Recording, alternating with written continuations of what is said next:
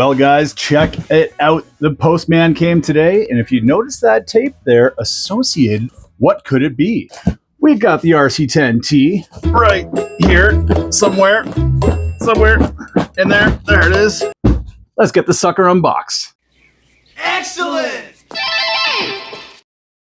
Guys, a quick little backstory on the RC10T, why it's special to me personally. My first hobby grade RC car was the Tamiya Midnight Pumpkin, and I had a ton of fun with that Midnight Pumpkin. I beat the living snot out of that Midnight Pumpkin. It was great. But then in the early 90s, Team Associated came out with the RC10T. It's stadium trucks with a hot thing to have. I picked one of these up from our local hobby store in Hamilton, Ontario. I believe it was called Booth's Hobbies. Some of you guys might remember that name. And I'll tell you guys, I put this thing together and I drove it, and it was a completely different world. Going from that short wheelbase with that rigid rear axle, bouncy pogo shocks, to something like this. It was like driving a Nissan Stanza with no B-pillar and then switching to a Cadillac. This thing was just the best. By the way, shout out to Hello Road, one of the best YouTube channels out there. If you guys haven't checked him out, I'll throw a link down in the description box below. This guy, we share some similar interests in cars, you could say. Undesirable old cars from the 80s and 90s. Check out his show. Ton of laughs, ton of cool vintage cars to check out. Back to the RC10T. Guys, let's get this thing unboxed and see what it's all about. How quickly can you devalue a package? Let's say with this cut, $50 devalued. With this cut, $50 devalued. If I can get that thing to cut right. Oh, there we go. And one more. The ever so precious factory seal. Say goodbye, guys, with me. And it's gone. I got a $100 check from my grandma. We can put that check in a money market mutual fund. Then we'll reinvest the earnings into foreign currency accounts with compounding interest, and it's gone. Ooh, I don't even know if a tire sniff is necessary. It's the whole box sniff, the whole experience here. There is some good odors coming out of this thing. Let's check this guy out here. Right off the top here, guys, I can see a spur gear in bag J. Bag I, we've got some adjustable turnbuckles, it looks like. We've got 1, 2, 3, 4, 5, 6. So probably upper turnbuckles and some steering rods. All adjustable, which is bueno. Bag K, we've got a whole bunch of, looks like transmission stuff. The transmission, the steel transmission mount. We've got some bushings in here. And again, one of the things about this kit, guys, it does not come with ball bearings. It's got the old school brass oilite bushings. So if you're going to be racing your kit, might be a good idea to pick up some ball bearings. But here we've got a little ball differential. We've got all sorts of little gears and stuff in here. We'll get into that a little bit closer in a minute. Bag A, seeing some lower suspension arms, the front nose skid plate, front shock tower in there. Here we've got bag H, where we've got a whole bunch of stuff, looks like suspension components, all the little plastic bits and pieces to put your shocks together. As far as the shock bodies go there, check it out, guys. These are the gold anodized shocks, which I'm really happy to see, because these gold ones are just obviously very vintage, and they look fantastic. Bag G, it looks like somebody was already in here, but then they resealed it or something. I don't know what's going on with bag G there. It's seen better days, but it is still sealed, so that's good. Hopefully no parts are missing, but it looks like some rear suspension, lower A-arms, rear shock tower, some dog bones, and out drives. Little battery holder. Here we have the RC10T body. Look at that, guys. And this one, just like the RC10cc, came in with some scratches in it. Not too bad, though. A little scratch there. Good one right here. Nothing too bad, though. I'm not going to complain about that. It's a lot smaller than I remember it. I think I'm going to go box art. It's that standard like white front with the red and the blue. I think I'm not going to go with I think it was Cliff Lett that had the cow spots everywhere. I don't think I'm going to do the cow thing. I think I'm just going to go straight up red, white, and blue. Keep it as American as possible. Here we've got our steering bell cranks. Bag D, we've got, looks like some body posts and more body posts.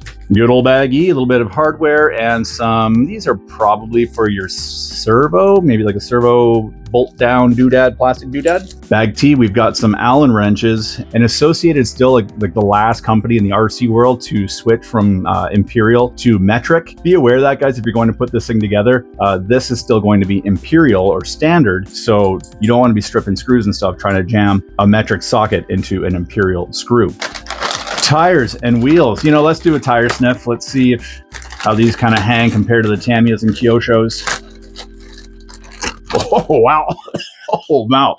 Yeah, okay, you win. Yeah, I don't even know what that is, but tires and wheels. Don't do what I just did. Oh my gosh. Here's our chassis.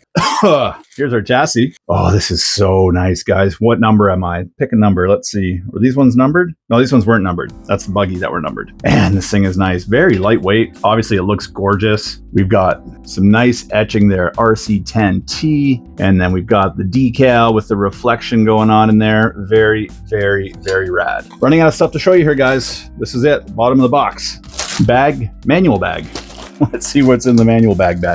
While I get this bag open, guys, just a reminder, I'll be over at Axial Fest in a few weeks. So if any of you guys are there and you see me there, come over and say hi. Definitely do. I'll be bringing lots of stickers and stuff to hand out as well. So if you guys want to get your hands on some Poor Boys decals or stickers or decals or decknals or whatever you want to call them, I'll have a bunch to hand out to you guys. So come on over and say hello. Guys, look at these RC10. Oh, I love it. The old school neon colors. Yes. A little bit of 3M tape, window masks, some sort of little bookie wookie with Element Enduro. So just advertising some of their other products that they have in their product line. More decals looking beautiful. Are these pre-cut? Please say you're pre-cut. You bastards, they are not pre-cut. Man, oh man. One thing Phil does not like about this hobby is cutting out stickers. Some body pins and some little body pin donut retainer tie down anti-rattle doodads. And then we have an assembly manual. Thank goodness for this, because the QR code that they offered in the RC10 Riri, I think that irked a lot of people, myself included. I do have that kit. I haven't opened it yet, but I don't want to scan a QR code and stare at a computer screen. There's just something about having a build manual, going through it step by step. Tell me if you guys agree or disagree, but I love having the manual down here and just really taking my time. We stare at screens enough all day, don't we? Between our smartphones, our computers at work, our televisions at home, like no more screens. We're old. Give us hard copy. But good looking instructions, guys. Look pretty simple to follow. How to put your shocks together, yada, yada, yada. All good. Pretty straightforward looking manual. Let's take a deeper dive into some of these bags and see what's really going on. Let's start off with the wheels and tires. Look at this. So can confirm that we've got a 3-piece wheel, which is definitely how they did it back in the day, which is super cool. We've got these great looking pin spike tires. Look at those with a little mini paddle doodad in the center there. Got the big lettering on the side. Look at that, guys. Associated. That looks rad AF. The fronts, this is kind of cool. I like the fact that you've got kind of a skinny tire up front. Look at the difference between the front and the rear. Quite a difference in the width of these tires. And then in that bag came a bunch of hardware. So this would be all the hardware you're going to need to put your 3-piece wheels together. I do see some more of those bronze oilite bushings in there as well, guys. So no ball bearings for your wheels, okay? Bag G's got some goodies in it. So let's get this one cracked open and see what we have going on inside here. So Team Associated, nice white nylon parts, and I think they did a great job. I mean, it's not white, it's just a little off, which is just how I remember it being back in the day. So good job with that, guys. These look really, they're robust too. I would not hesitate to go and drive this. We've got some front uprights looking good, and looks like these are just the hinge pin bolt down bulkhead doodads. I'm not too sure what you call them, but this is where you're going to bolt these right down to your chassis, and your lower control arm hinge pin's going to go through those. Beefy rear shock tower, and I'm not sure what this material it is. Fiberglass maybe, something like that. I'm not too sure. If you guys know, let me know in the comments below, but it's translucent. It's got a bit of a grid pattern to it. FRP maybe. Checking out the rest of the bag, guys. Here we have our hinge pins and our dog bones. So we have there's no CVDs or anything like that for the rear. It's just a dog bone. And then a bunch of hardware here in this bag, guys, again, with a bunch more of these brass oilite bushings, some shims, E-clips, all that kind of good stuff. Bag H is the one that I really want to get into because something about these, they just performed so well. So it's really great to see these again in this re-release kit. Man, do those ever look good.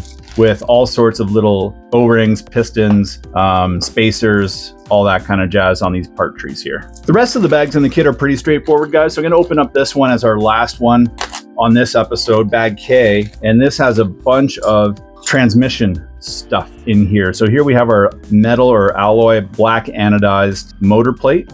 This kit does not come with the pinion gear. I was told that by my good buddy Adam over at Adam's Playground. So make sure you check him out. I'll throw a link down below. You can check out Adam's Playground. He'll have one of these on his show very soon as well. But we do have a slipper clutch. We've got some lube.